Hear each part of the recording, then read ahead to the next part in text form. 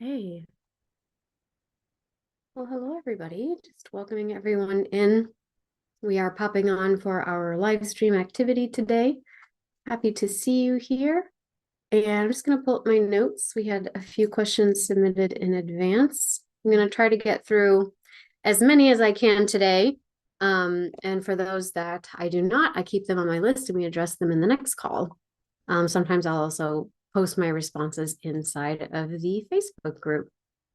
So for those of you that may be new, I pop on live twice a month. Usually it's the first Thursday and the third Thursday. We kind of move the dates around a little bit this month because of scheduling conflicts. But I try to answer questions for my online students in this space. And for those of you that are watching this, you can access a link to submit your questions in advance from inside your student dashboard. And all of the replays are kept in the module inside your dashboard that says live event replays. Okay. So even if you don't view it inside our student Facebook group, you can catch them in the student dashboard. Okay. So for those of you that are joining me live, I invite and welcome you. You can always type your questions in the chat. What I usually like to do is address some of the questions that were offered in advance, and then I create moments and places of rest where I can take a look at the questions that are being offered in the chat. So I welcome you to, even if you have questions right now that you're interested in sharing, I'll make sure to take some pauses and to come back to those. All right, so let's dive in. And I will start with the first question that I received. And of course, anything that I'm sharing, if you feel as though you connect with this or thoughts come up, I invite you to share those in the comments as well. And that allows me to respond to them in real time. Okay.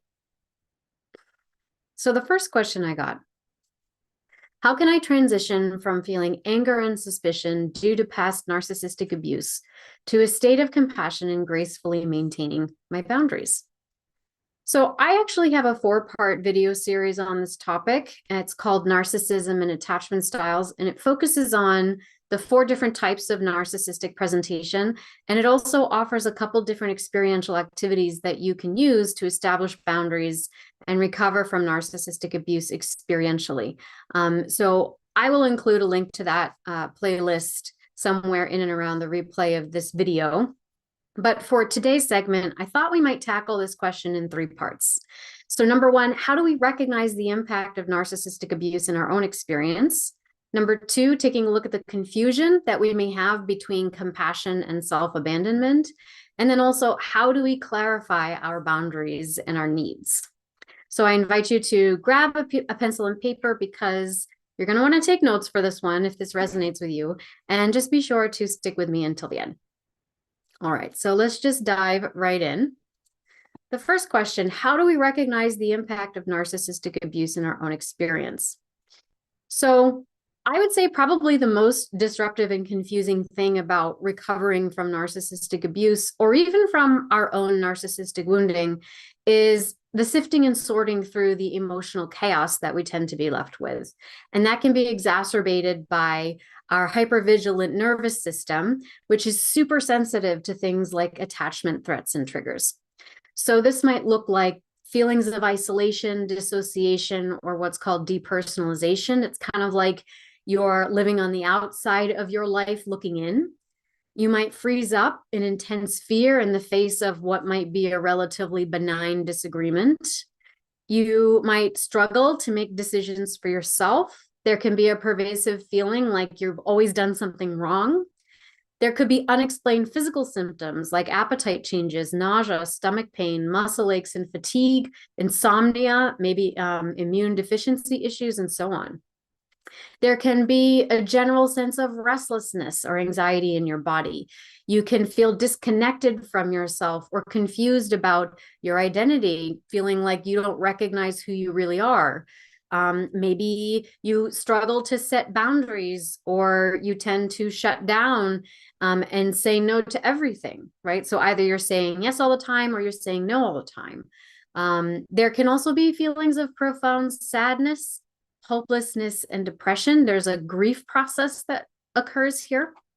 And so at the root of this, usually there's a feeling like you've lost yourself, or maybe you didn't really have a sense of self to begin with, outside of being a character in somebody else's life. So recovering from narcissistic abuse requires establishing that sense of self. And so that means exploring what you like and what you don't like, connecting to the sensations of your body so that you can feel fully present in the moment with yourself, leaning into your intuition, trusting your own decision making, and so on. And so the result of that, cultivating that sense of self, means that you feel more integrated. You're more actively engaged in your own life, and there's a deeper sense of belongingness. You can remain composed and communicate effectively during a disagreement without feeling like you have to run away or close up. There's clarity and self-assurance when making decisions independently. You're able to carry a baseline feeling of being right with yourself without having to justify some feelings of guilt. Maintaining a stable appetite, not having those psychosomatic symptoms anymore, having restorative sleep, and feeling like your energy is more consistent and predictable, right? Experiencing a stable sense of calmness and contentment, feeling grounded in your sense of self and clear about who you are and what you want, being able to assertively say no when it feels right, and then saying yes when something really does align with your values, and just overall having a sense of meaning and hopefulness and a positive and optimistic attitude towards life. Sounds amazing, doesn't it? So how do we get there? So as I mentioned, I do have a 4-part video series that walks you through this step by step. But for now, I want to address the biggest hurdle that a lot of individuals who've experienced narcissistic abuse face, and that is the attachment narratives that they have, which tell them that if I define myself as a separate and autonomous individual, that's unsafe, because it could lead to my mental, emotional, or even physical annihilation, depending on the degree of abuse that they experienced, right? Usually because, and this is usually because there was some kind of, there may have been a narcissistic partner, but if it's particularly severe, it's likely they chose that partner because there was a narcissistic parent, right? Or there was an early caretaker that had those characteristics, and they would have been punished in some way if they were to try to express their individual self. They call that individuating, right? If they were to try to individuate from their parent. And so they get stuck in this place of believing that being compassionate, loving, attached, and bonded means that you have to sacrifice yourself to the other, because you cannot both exist, so to speak, in the same mental, emotional, and even physical space. And this is why a lot of survivors of narcissistic abuse can also present as rescuers in their relationships, or they can get tied up in codependent relationship dynamics. Now, if you want to learn more specifically about rescuer dynamics, I do have a 2-part video series on YouTube. It's called How to Stop Being a Rescuer in Love. And I'll also link that up in the replay to this video. But for now, let's move on to the next step, which is clarifying the difference between compassion and self-abandonment. So what is compassion versus self-abandonment? So when we're confused about our boundaries, typically we tend to believe certain things. So that feelings are only acceptable if they are pleasing or positive. To meet my own needs, I have to be alone and by myself, or I have to be willing to accept the bare minimum from someone else. If I want something for myself, then I'm abandoning or betraying someone else. My needs are a burden or unacceptable, and I don't really have a right to them. True love requires suffering and self-sacrifice, and it has to be their needs or mine. Someone is always giving or taking more than the other.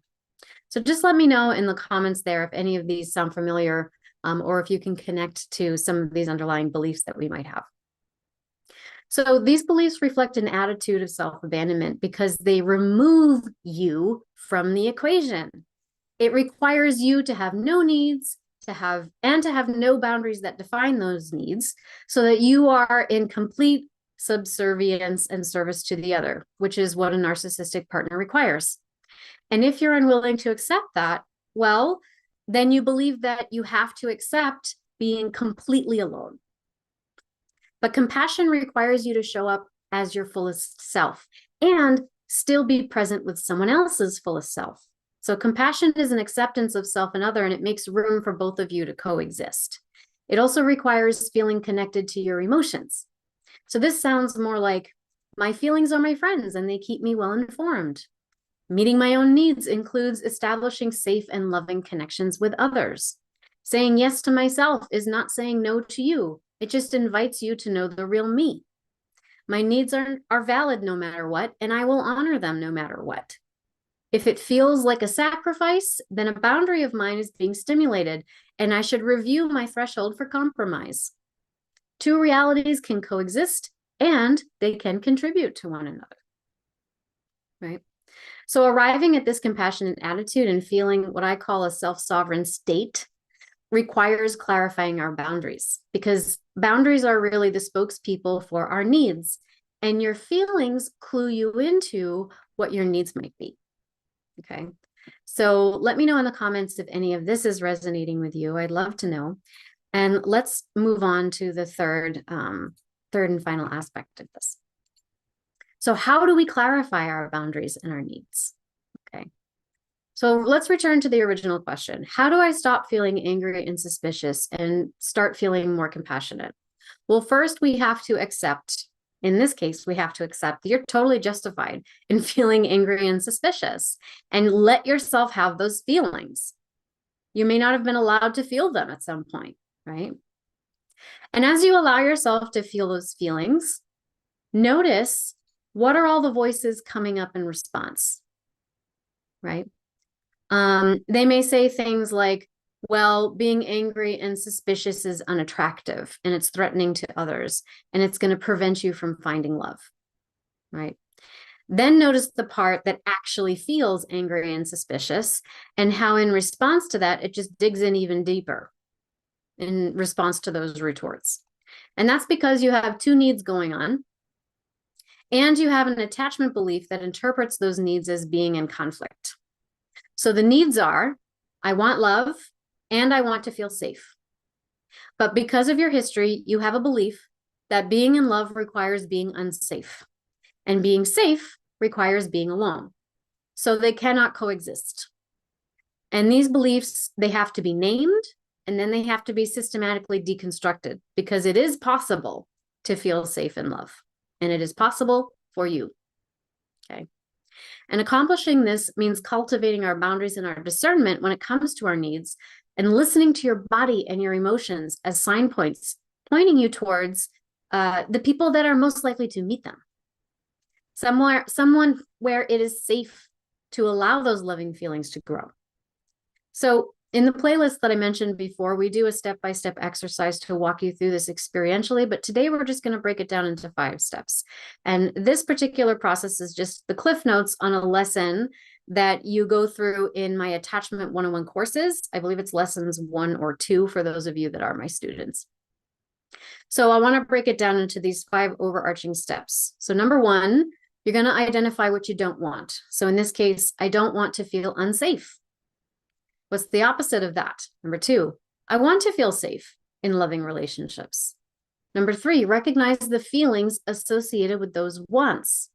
So I want to feel safe because I want to feel playful, creative, fun, exploratory, connected, and generous.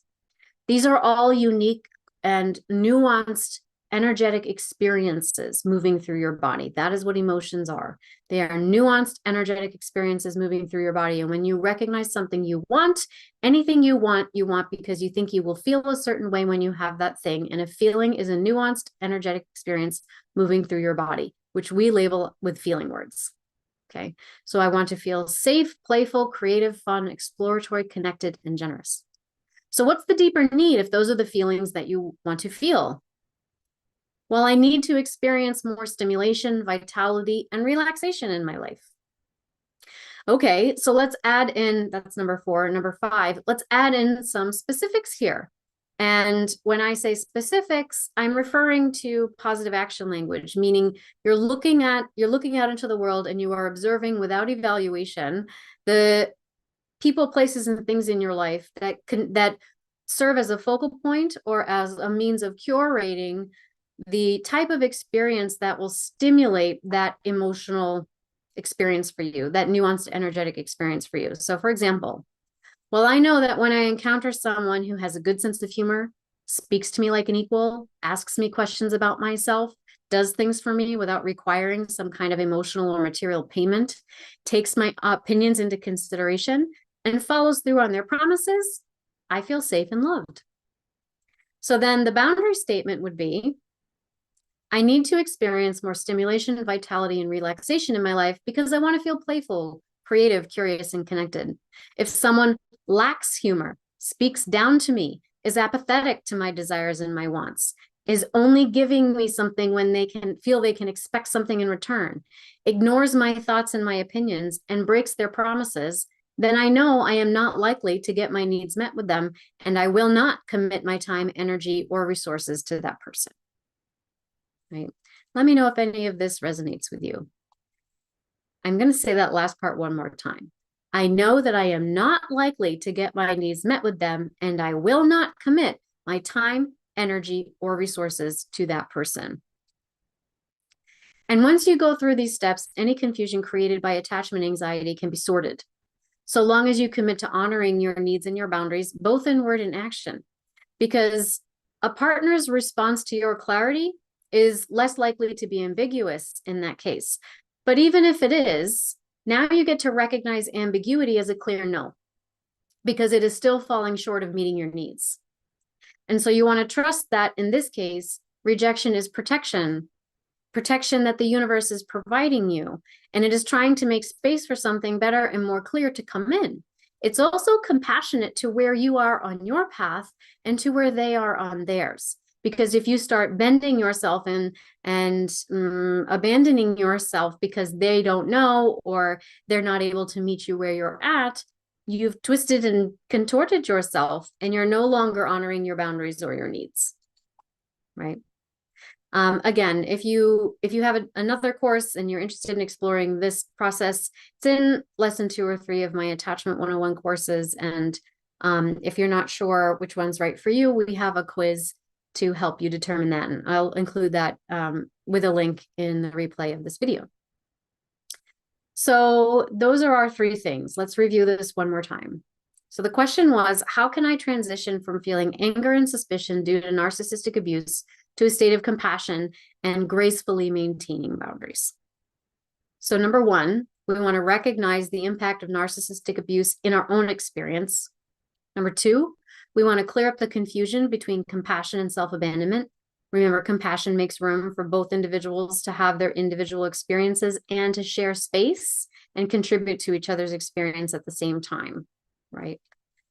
And thirdly, we want to clarify our needs and our boundaries using this 5-step process: identifying what you don't want, and then looking at the opposite of that to recognize what you do want, looking at the feelings associated with those wants, which point you towards the deeper need that those feelings represent, and then adding in any specifics that will provide clarity around what in your environment is going to facilitate the curation of that experience, right?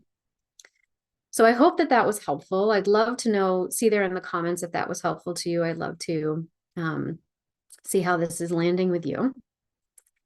And let's see, I'm just going to take a pause and check out our, what if needs waver, knowing them and what they are, and deciding what they are. Sometimes by saying a need out loud, it's like the energy of need dissipates and I renege on it.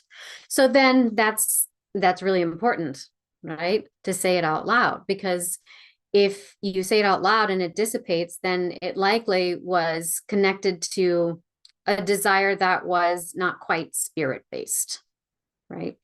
That it may have been a desire seeking relief. And if you say it out loud and you feel relief and you no longer feel the need to pursue it, then the energy was an anxious one seeking relief. And so when we express needs or desires from a place of relief seeking, it means that there's something deeper underneath it that we may want to reframe. So this is kind of like, well, we're going to talk a little bit about, I'm going to talk a little bit more about this in further detail, because we had another question where I'm kind of clarifying this. that the wanting, does the wanting come from a fear-based place? When we seek relief, it's usually from a fear-based place. Or does the wanting come from a place, what I call a spirit-based place, meaning it comes from a place of being filled up, abundant curiosity, creativity, expansion, an add-on, a place of surplus. And so we always want to be we're not always in a state of surplus, right? But we always want to be checking at what is the balance of that energy inside of us. And when we are setting ourselves towards the intention of pursuing a need, let's say, or pursuing the satisfaction of a need, we want to make sure that we are needing or wanting and in pursuit from a vibratory place that is aligned with what that need might be. So if you are seeking a relationship, for example, and you have to think about, well, why do I really want that? What is the nuanced energetic experience that I am seeking?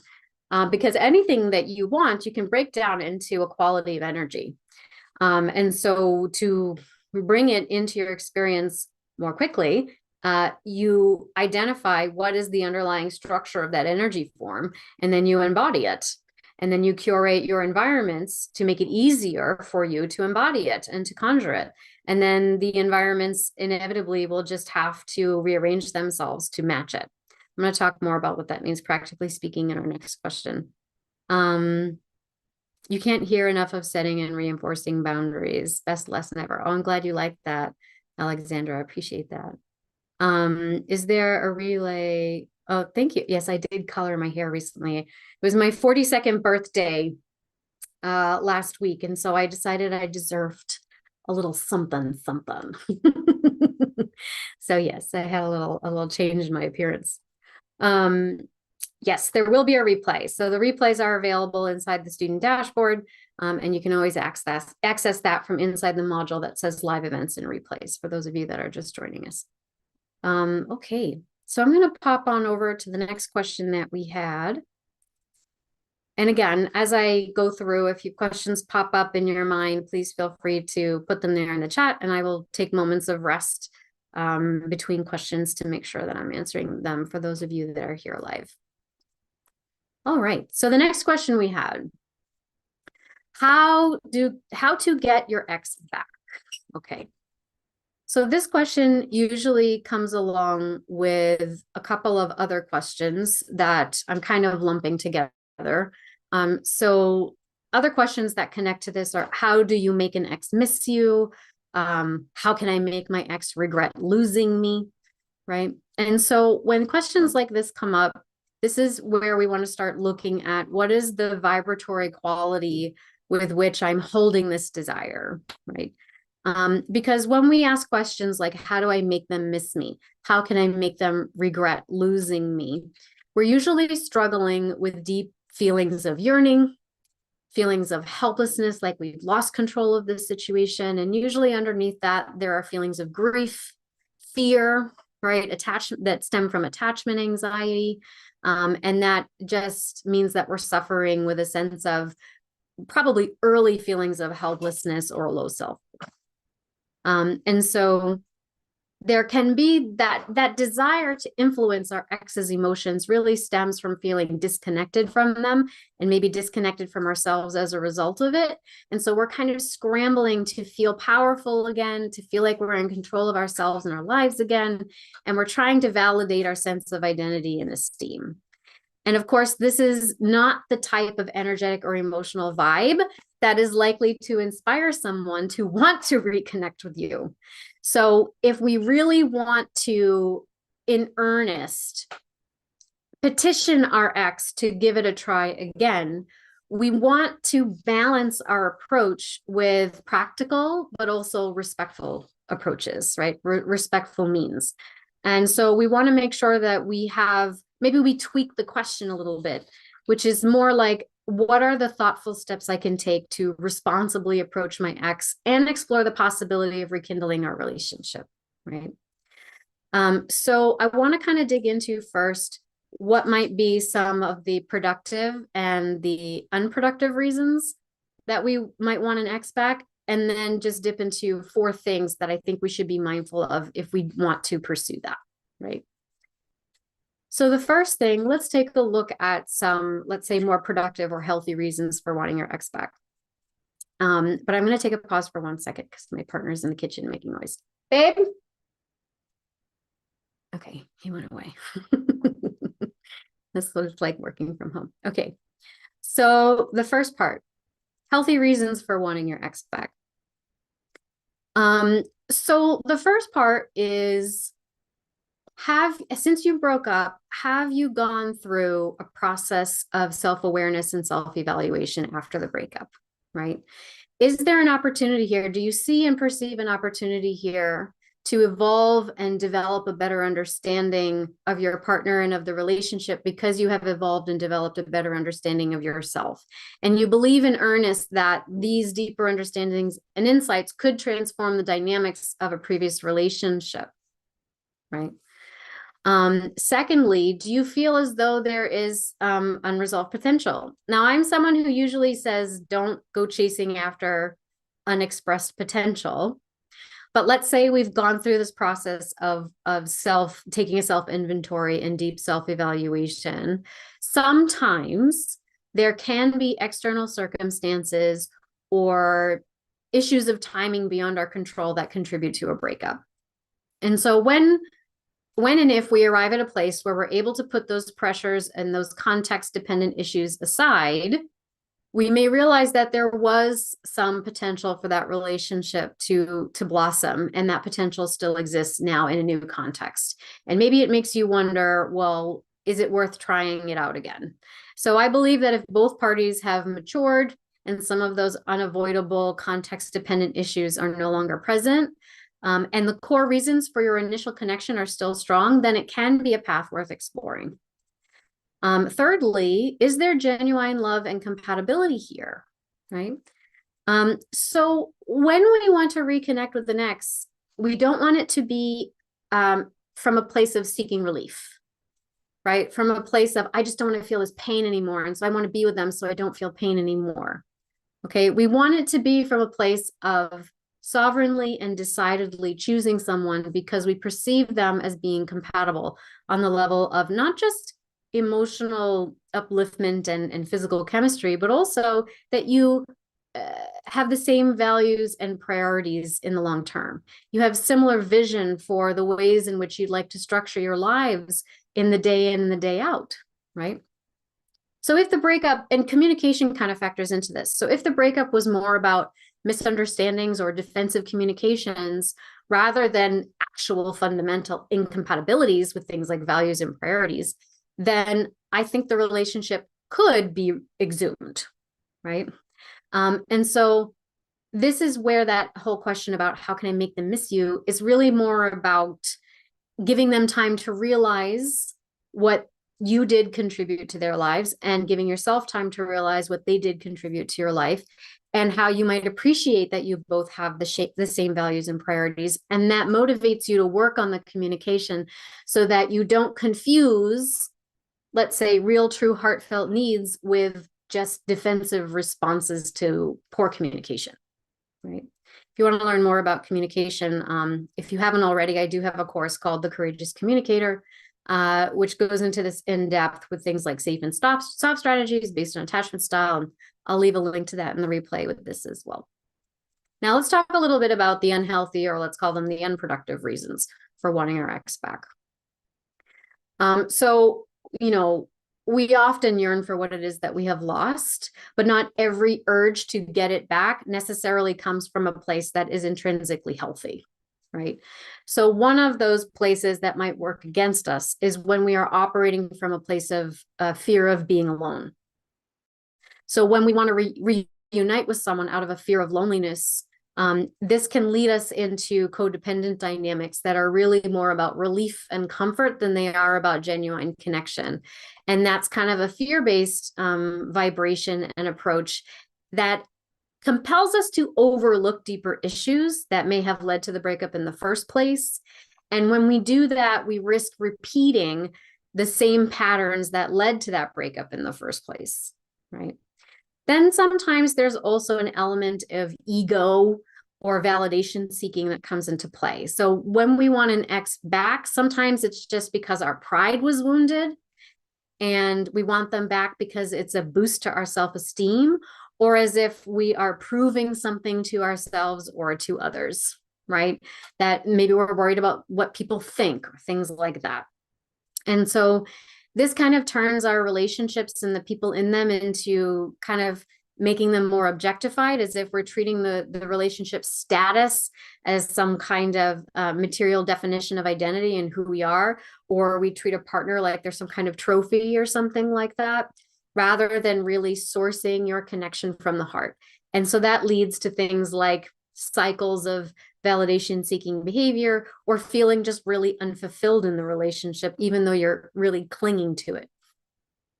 The other thing that can sometimes pop up is that once the relationship ends, our attachment anxieties turn on, and then we slip into nostalgia, right? And we start idealizing the past, idealizing our partner, idealizing the relationship, and we start painting this rosier picture of what went on, right?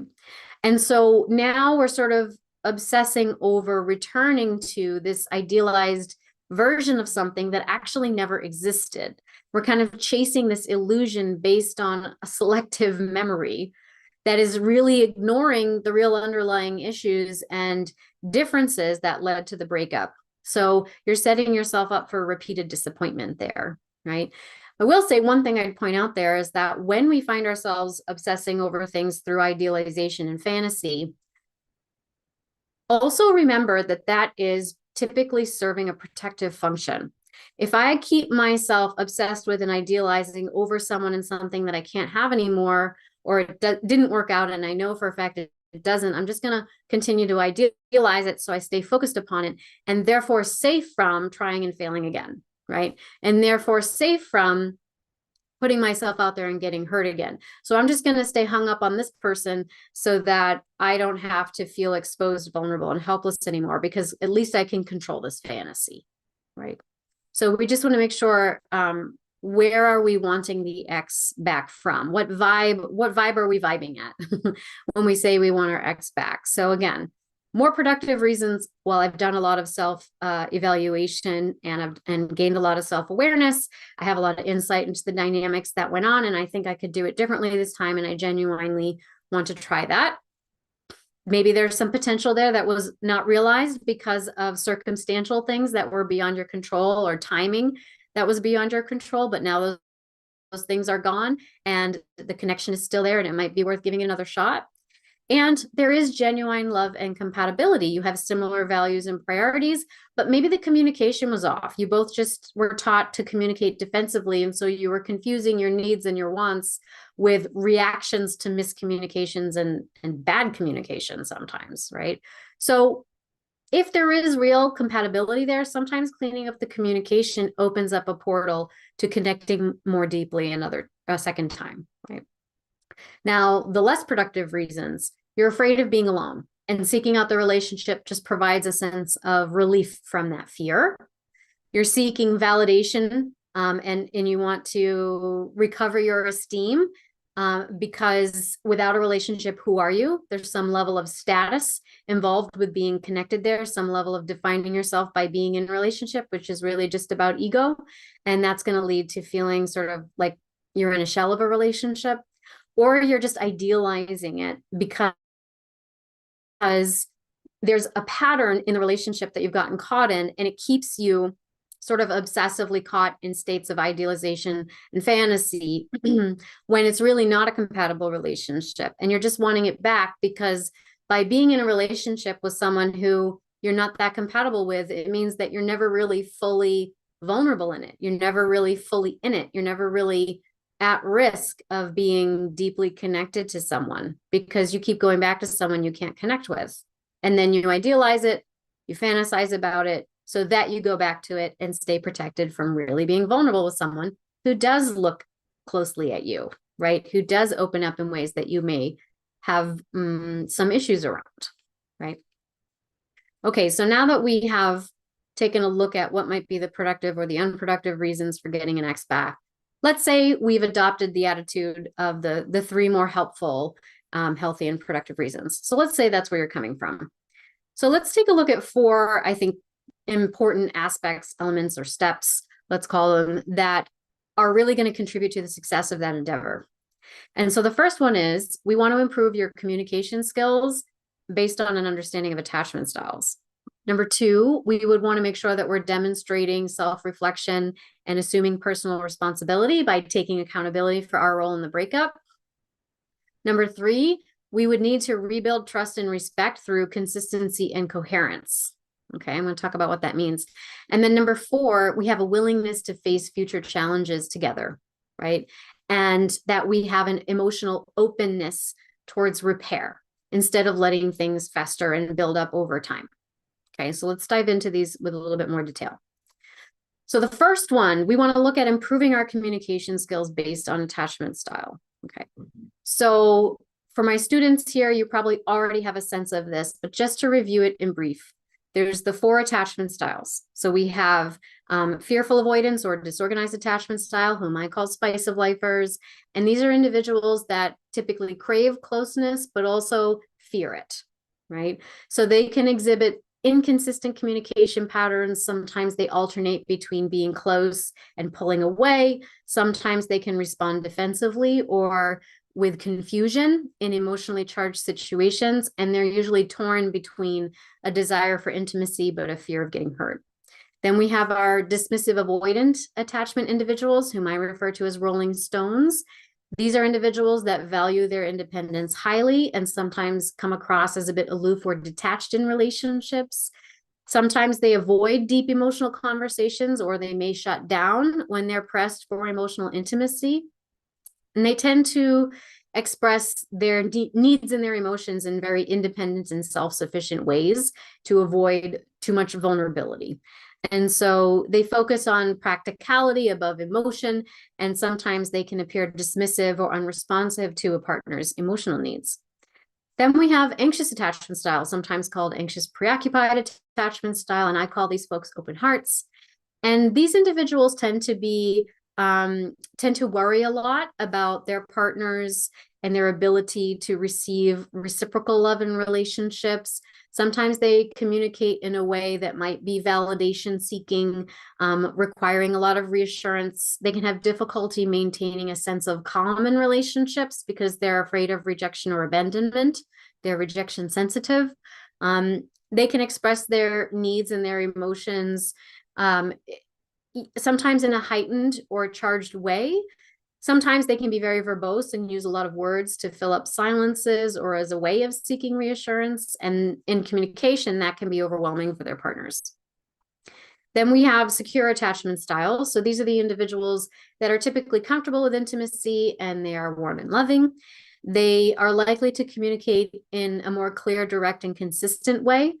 They tend to express their needs and their wants more effectively because they don't take things so personally. They're less defensive in communication. And they usually have an air of understanding and empathy when it comes to their partner. So they're a little more balanced when it comes to things like conflict and repair. And so they're not overly dependent, but they're not too detached. They're in that interdependent place, right? And so understanding these different attachment styles can help us understand how they may approach communication, right? Because when we have a certain attachment style, we have a certain way of interpreting people's words, their actions, their behaviors, the way they carry themselves. And then we tell ourselves a narrative about what it means. And then we respond to the narrative. So when we understand what are some of the underlying narratives going on, then we can have a better sense of how to approach someone, taking their perspective into consideration. So in communication, this kind of boils down to using safe strategies with folks that are open hearts, are more anxious attached individuals, or fearful, avoidant, or disorganized folks that are anxious in the moment. And then using soft strategies with our dismissive, avoidant, rolling stones, or with our fearful, avoidant, disorganized partners that are more avoidant in the moment. And so these are just different ways of framing your words and of articulating what you're seeing and experiencing and observing so that it lands better, taking into consideration their perspective. If you want to learn more about that, I encourage you to check out my course, The Courageous Communicator. And again, I'll leave a link to that in the replay. Now, the second step we talked about demonstrating personal responsibility, right? So if you want an ex back, you definitely want to demonstrate that you are taking responsibility for your part in the breakup and in any of the dynamics that might have led up to that breakup. So this really requires a willingness to set aside our pride and take in genuine accountability for our part in the rupture so that we can transform our approach to reconciliation, right? So this really involves taking that personal inventory. So spending some time alone and honestly reflecting on your own actions and behaviors and their impact on the relationship. And that means going beyond surface level issues and really digging into, why did I really do that? What was I needing? What was I asking for? Right. And so then once you identify your contributions to that dynamic, you have to openly acknowledge them. Now, it's not about blaming yourself for everything. Maybe the dynamic you have to dig into is a habit of taking on too much, of blaming yourself for everything, of taking on the fault for everyone and everything. And that's the thing that you need to dig into, right? So your task then is recognizing when it's not mine to take on. Okay, so it's not about self-blame. It's just recognizing what's our part and whatever that looks like, right? So it's the difference between saying like, I made a mistake versus I am a mistake. Then once you've taken responsibility and you've articulated it, now you're going to apologize, and you want to make sure it's a genuine apology. So you want to do it in a thoughtful and considerate manner, in a time and in a way that respects their boundaries and where they might be on their path of healing. It should be an apology that is devoid of expectation. You're not apologizing because you're expecting them to forgive you. You're not apologizing because you think that that's going to make them take you back. You're apologizing because you're genuinely remorseful. Okay. And you want to be specific about what you're apologizing for. I'm sorry for everything does not cut it, because it does not convey understanding, and it does not convey that you're sincere. It conveys you're seeking relief, right?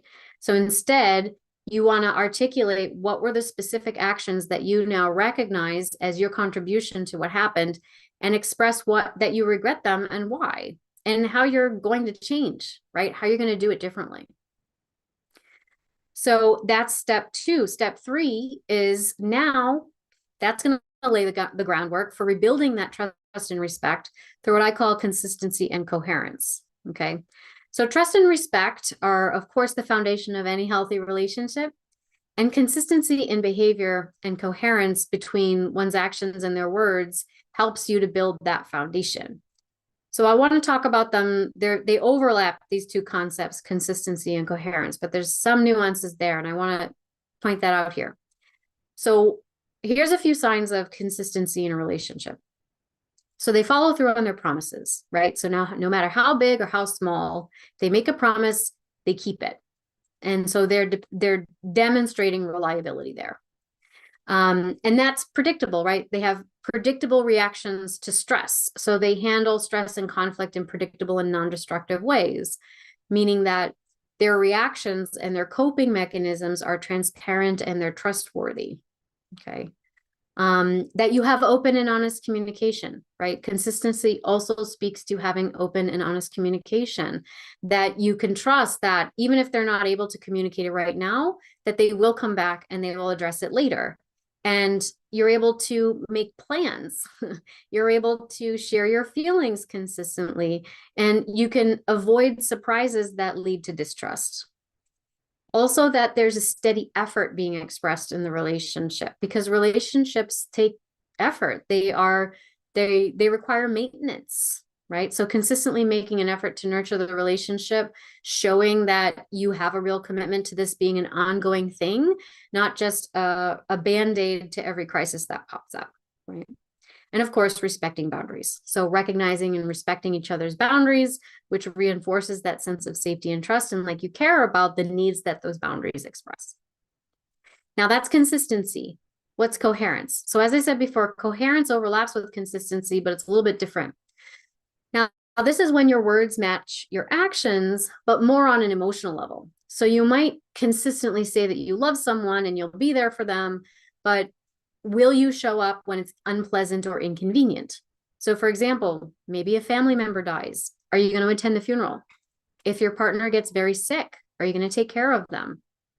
Now, on the other hand, You might also consistently act the part of a partner, but then you refuse to claim the status or the label, right? So that can create doubt or distrust and a sense of instability in the relationship, especially if your partner senses that you have a resistance to claiming them with your love. It also creates feelings of anxiety and confusion because relationship labels help them to know what they can expect and if they can rely on you in the future as opposed to moment, right?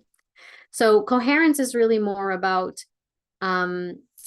I love you and I am consistently acting on that love and I'm claiming it. I'm stating it. I am articulating it out loud, right? I'm not confusing you by saying one thing and doing another. And then actually, I'd love to know in the comments if anyone's ever experienced that, where you have someone who seems really into you, but they won't say it, or they have someone who says they're really into you, but then they act a different way. I'd love to know that. But maybe they act a different way consistently, right? That's the nuance there.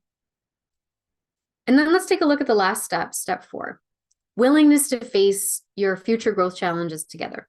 So if you want your ex back and you are in pursuit of a real commitment with them, it's not about just rekindling that romance, but it's also about a willingness to face future challenges together with an openness and a willingness to repair.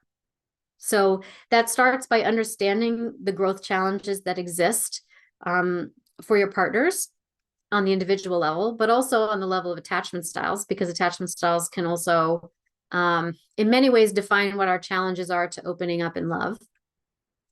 And then also taking a look at that on the individual level. So for example, folks that have anxious attachment style are challenged to assume more personal authority while rejecting taking on what is not their responsibility. So if a partner can support them in this, then the result is for them, a sense of increased personal agency and independence and self-esteem, and they may begin to cultivate their own well-defined boundaries. Now, for individuals that have more of an avoidant attachment, for example, they're usually challenged to allow someone to participate, to contribute to, and enhance their emotional experiences. So if they can meet that challenge, then the result is they have a reduced hypersensitivity to fears of inadequacy. They have an increased ability to access a full emotional range. And now they have more flexible boundaries, right? So anxious folks tend to have loose and fuzzy boundaries. Avoidant folks tend to have rigid and fragile boundaries. And the goal here, of course, is to have firm and flexible boundaries. And for individuals with disorganized attachment or fearful avoidance, their growth challenges really begin with a practice of self-compassion and building up that sense of self, that sense of trust in their own agency and esteem. And so the result, there's some skill building involved here. And so the result is they also experience reduced hypersensitivity to others, yes, but primarily to their own inner critic. Because for the fearful avoidant partner, these are the folks that are, let's say, they struggle the most with letting love in once it shows up, right? So we can have the partner, the conditions, the environment, everything is curated just so. But now there is the issue of letting it in. And fearful avoidant folks probably struggle the most with that. And it's because they have an internalized inner critic. And so their primary growth challenge is working with that inner critic in the inner space and letting go of other people's expectations. And that's going to allow them to relax inside their own bodies and soften, which will allow them to relax and soften and open up and allow love in and trust that they deserve it, right? And that gives them the chance to experience more emotional stability inside and then more emotional stability in the relationship, right?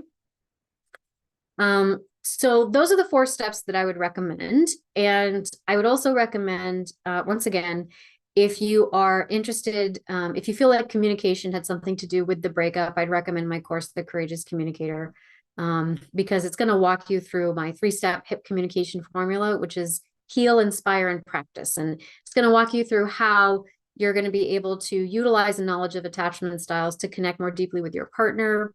It has a lot of experiential exercises and practices to connect you, not just to the words you're using, but to the energy that exists behind them. And if you're trying to recover a relationship, there may be parts of you that are feeling resentful or are grieving the loss and are struggling to trust again. And so in learning how to communicate, it's not just not communicating defensively, it's also connecting to the parts that feel unsafe and releasing that energy so that our words land differently because we are speaking them from a different, what I'm going to call vibratory place, right?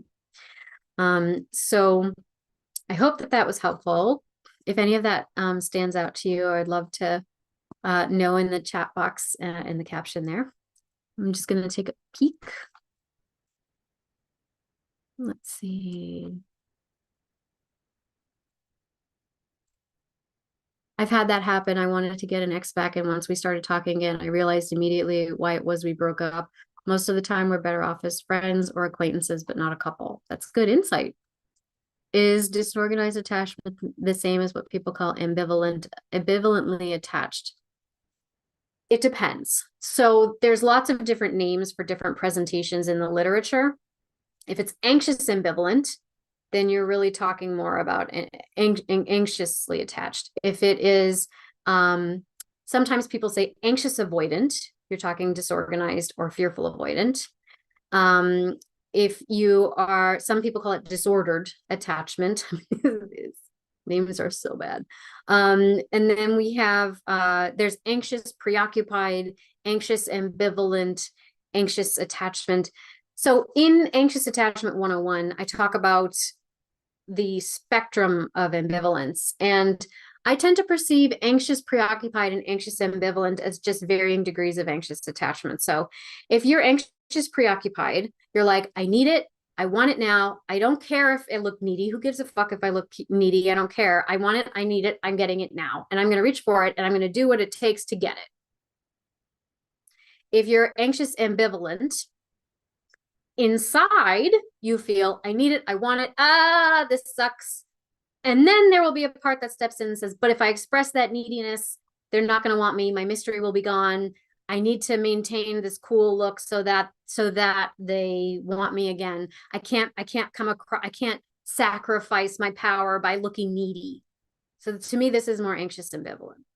And so now they're anxious ambivalent folks may also have the insight to know that a relationship is not good for them, but they're so anxious they can't let go of it. So they settle.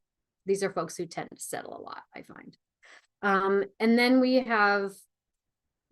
when we look at ambivalence as becoming so extreme that we're moving into the fearful avoidant category, where it is like a fast sort, there's more, the word is lability, but there's more fast cycling. It's more intense. There's no way to find safety. You know, that for the anxious ambivalent person, they can enact usually a thought form or a coping skill, or they can do something in their environment to reduce the anxiety or the ambivalence they feel. For someone who's more fearful avoidant, there's nothing they can do to escape that heightened sense of threat that they feel. And then they may switch into dissociation or numbing out, which is how they escape it. So there's a switch that turns off, and then they were all in for X amount of time, and now suddenly they're all out and can't remember why they liked you. This is why this is the spice of life. So there's a spectrum there, and it's just kind of understanding the spectrum. But one thing I'll say, I'm playing with this new way of explaining attachment styles, which seems to be helpful to people. So when you think of attachment styles, I'd have you think of them as nervous system responses. And what it means is, so attachment's all about proximity. So proximity means that there's a certain amount of distance that you need between yourself and an attachment person, figure, loved one, that you require in order to feel safe in relationship to them. So let's say that this is the amount of space that you require to feel safe with someone.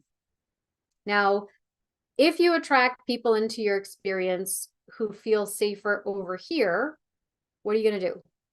You're going to move towards them to recreate the distance that you like, right?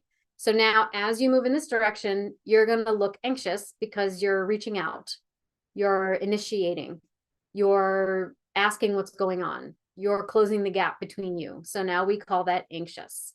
We should just call the attachment styles reaching for attachment style, pulling away attachment style, pushing away attachment style. but you're moving towards. Okay, now let's say the same person who likes this degree of space, right? Moving towards. Now let's say they meet someone new. And this person, instead of being, let's say, the more avoidant, emotionally unavailable person that they're typically attracted to, let's say this person's more anxious themselves, in fact, more anxious than you. And they like it right here. Oh, well, all of a sudden, you, who has historically been anxious to this point, finds yourself moving backward. Now you find yourself being like, oh, I don't know if I like that so much. That feels a little too much. But you have a problem because you know how it feels when someone moves away. And now you're overly identified with them. And so you might either you will pull away and you'll worry that, oh, I've become avoidant, or you will stick it out because you over empathize with them and start crossing your own boundaries. And this doesn't feel good. And so then there's something happens there that will become explosive at some point or implode at some point. But let's say you move away. Now you look like the avoided one, right? Because you're moving away. But there's a consistent thing there, which is this is the degree of safety you're trying to maintain. There's consistency there. So this is why when we think about people who are anxious or avoidant, they're just going like this. And sometimes I'm this, sometimes I'm that. My attachment style depends on my partner. It's actually, there's usually a degree of consistency going on. You're just maintaining this degree, whatever way you're moving, okay? Healing the attachment style usually means that whomever you're encountering, that instead of you doing this to maintain safety, you let them do this, and your safety evolves from something internal instead. And so you can negotiate this process a little bit more intentionally. Like you're not just responding to what this person is doing. You're making more conscious choices about, am I going to stand still, let them go and come back? Am I going to move towards because there's something in here that feels like I should be moving towards, or like that would be of service to me in this relationship? It's not that there's a right or wrong way to do this, but that you just feel more intentional with this and you feel less pushed around by what's going on over here. Now, this is the thing that's different with fearful avoidance. With anxious or avoidant, this is usually consistent, the amount of space that they feel good with. With someone who's fearful avoidant, it's inconsistent.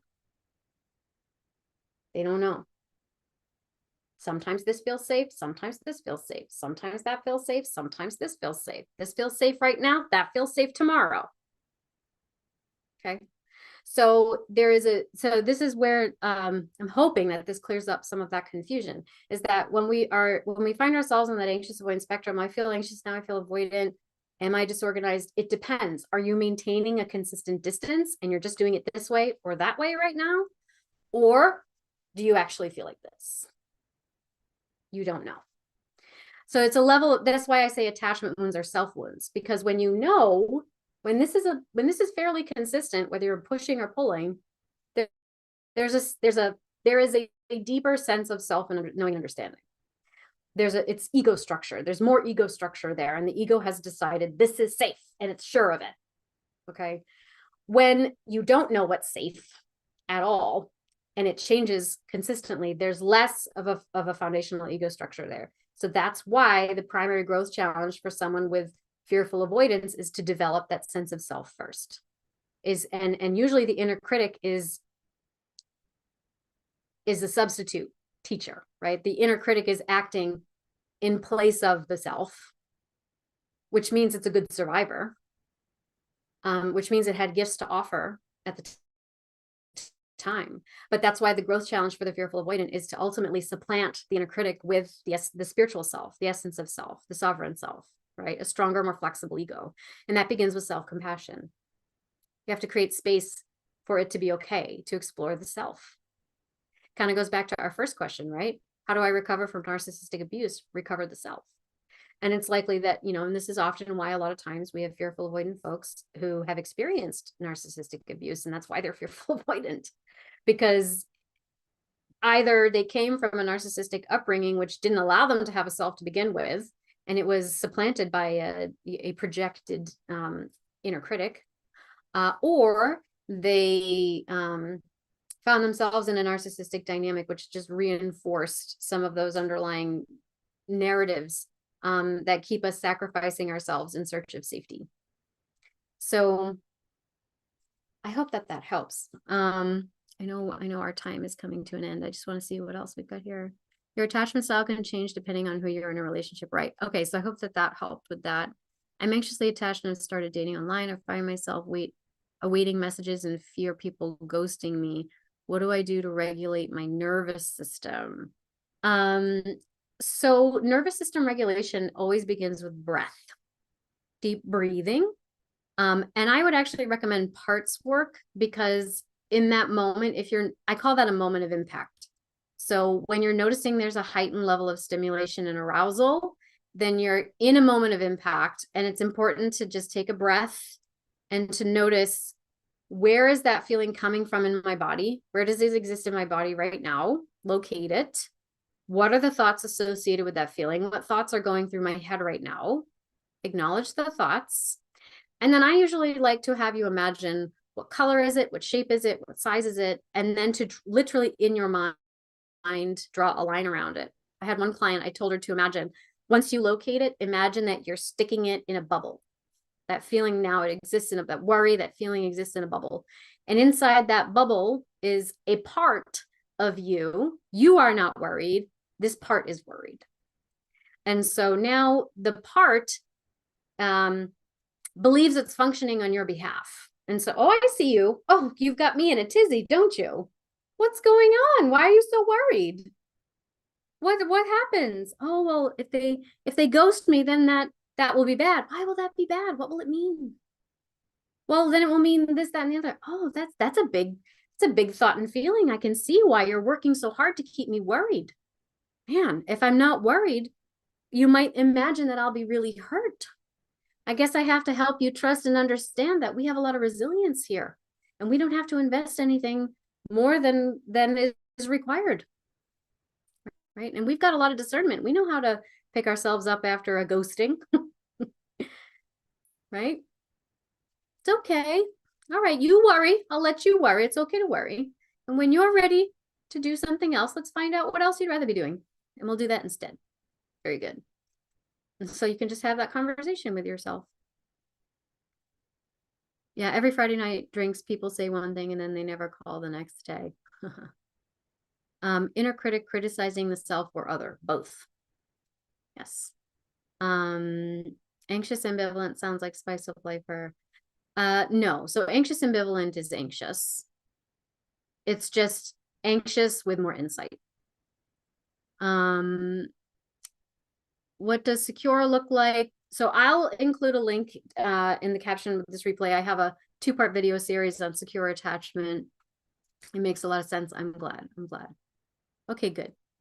So thank you to those of you that joined me here live. I so appreciate you. And the replay for this will be available inside your dashboard. And for my students, it's available inside the Facebook group as well. And any questions that we did not tackle today, we will tackle the next time we meet, which is typically the first Thursday of the month and then the third Thursday of the month. But sometimes that changes. So just make sure you check your calendar and the dashboard. And we also post it to the events inside the Facebook group as well. Thank you, everyone. I hope that you have a wonderful rest of your day. And even if questions come up between now and then, please feel free to post them in the Facebook group. And I usually respond within 48 hours, so long as you tag me. Okay. Bye now. Enjoy the rest of your day.